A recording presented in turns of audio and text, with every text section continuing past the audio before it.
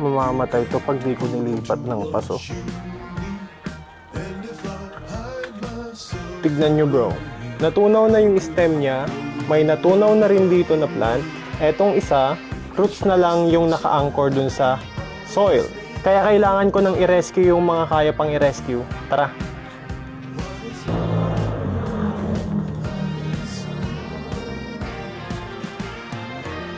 Eto naman, root bound na.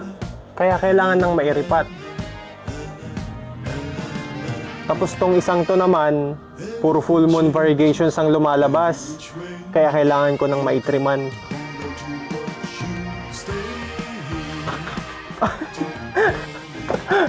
Hey bro! Ako ulit, si Daryl.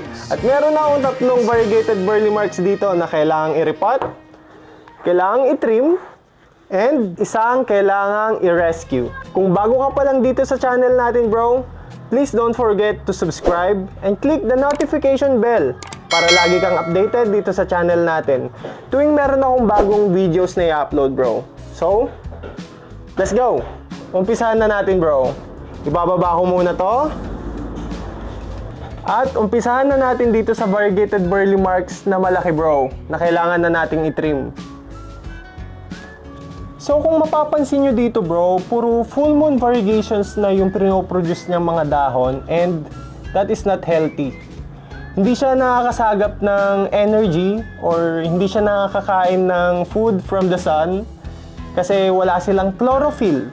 Yung mga green na ganito, mga chlorophyll nila yan. So, etong mga full moon variegations na to, wala. Hindi sila ganon katibay. Mabilis matunaw yung mga full moon variegated na mga leaves. Kaya kailangan din natin siyang tanggalin. Diba, napakaganda nila tignan, pero hindi sila magtatagal bro. Ang hinahanap nating mga variegations bro, yung ganito lang oh. Yung ganito lang, yan. Eto. Etong leaf na to. Kasi, eto yung maganda. Eto ang hindi natin tatanggalin bro. So, maganda yung variegations na ito. Pero pagka yung mga ganito, oh, sige. We'll make consideration sa ganitong leaves. Pero pag yung mga ganito na bro, yan o, full moon variegations na, tatanggalin na natin sila. Kaya, let's go. Umpisahan na natin. Umpisahan ko nang tanggalin. Nagbe-bending pa eh.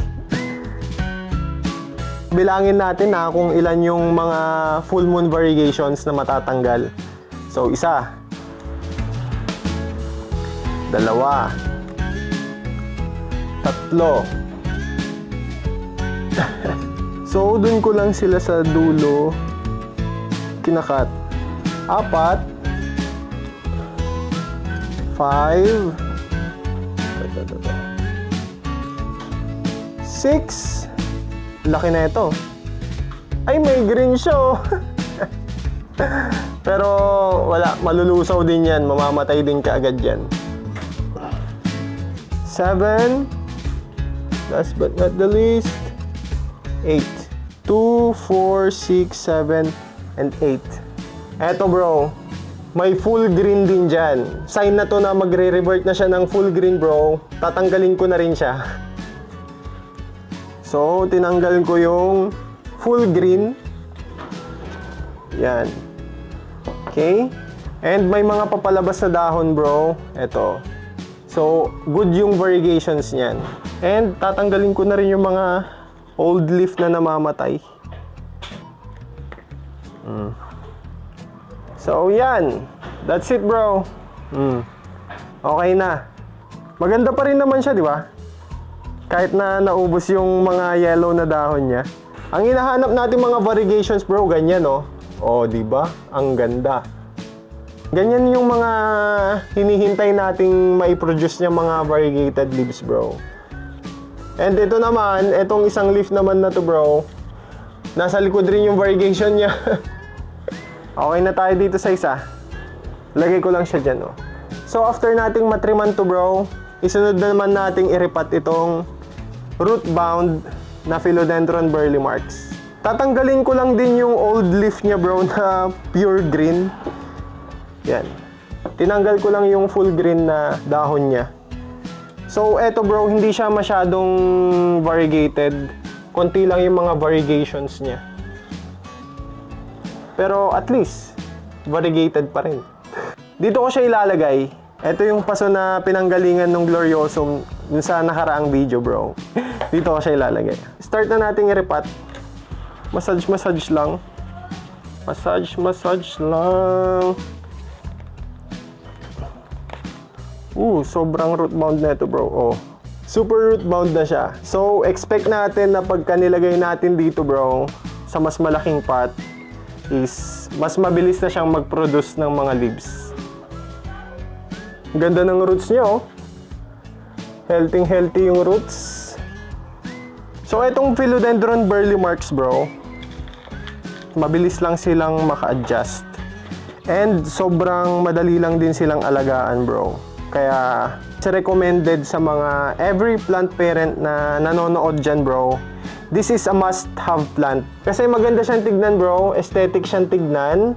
Para rin siyang mamahalin. Para siyang miniature or para siyang maliit na version ng variegated Billy. Kung hindi nyo pa afford yung variegated Billy, bro, dito muna kayo.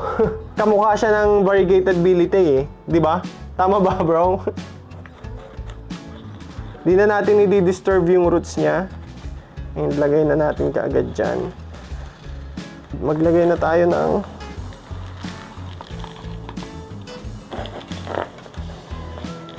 yan, siksikin lang natin sa gilid-gilid, bro. Di ba? Napakaganda na itong variegated Burley Marks na to, bro. Dati mahal pa to nung nagsimula yung Plantdemic, bro. Pero ngayon, mabibili mo na lang siya for eto, siguro mga 150. Sabihin na natin 150, pwede mo nang mabili to, bro. Ganun na siya kamura ngayon. Payo ko sa mga gustong mag-collect ng plants, be patient muna. Darating yung time na magdi-depreciate din yung mga halaman, bro, and mako-collect mo na yung mga gusto mong halaman. Hindi mo na kailangan gumastos ng malaki para magkaroon ka ng dream plant mo. Basta konting hintay lang, magmumura din yung mga halaman. So, yan. Tapos na. Ilagay lang natin siya dito. And last but not the least, i-rescue na natin to, bro. Kunin natin yung mga variegated parts niya. Ito, kukunin ko lang tong plant na to. Matagal ko nang gustong i-rescue tong halaman na to, bro. Kaso, minsan, nagpo-procrastinate, bro. Ang ganda, bro, oh. Maganda tong ipaso tapos ilagay sa loob ng bahay for decoration.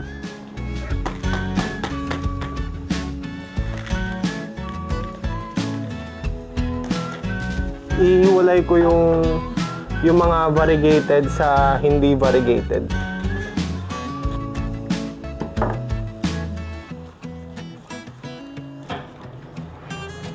Biglang nagkaroon ng variegation yung bagong dahon, no? Ayan, no?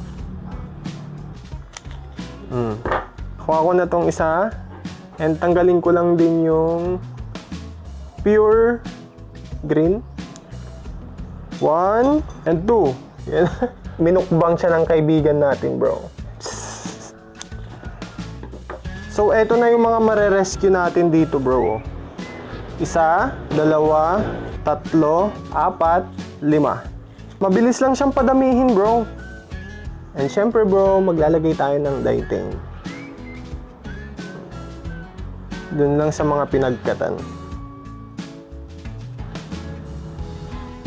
Etong dalawang magkahiwalay, bro, is pag-iisahin ko na siya para mabilis mag-lush.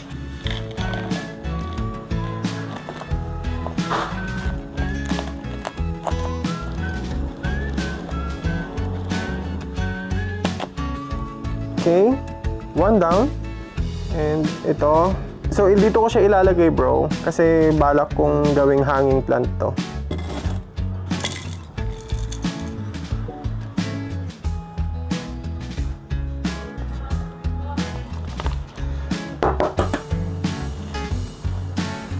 Diba? Ganda. Dahil kulang na ako ng paso, bro, yung pinaglagyan kong paso dito, yun na lang gagamitin ko, bro.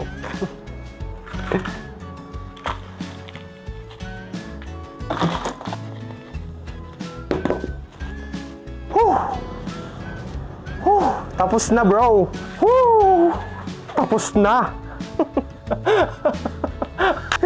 So ayun bro, tapos na. Ganun lang kabilis magpadami ng variegated burley marks bro. Tapos na. Easy. Sana ganun lang din kabilis dumami yung pera ko bro. Kayang-kaya mo yan bro. Huwag kang matakot. Mabilis lang silang dumami.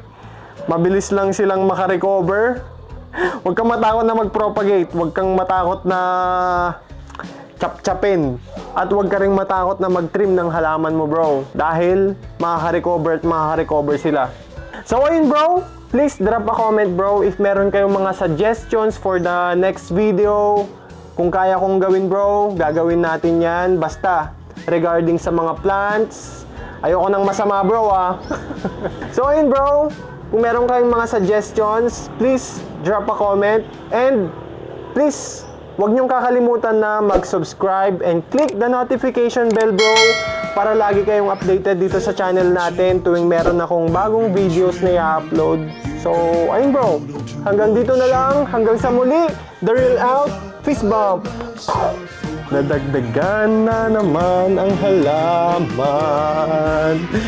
Ayun, magpupulot ng kalat. Magpupulot ng kalat. Yeah.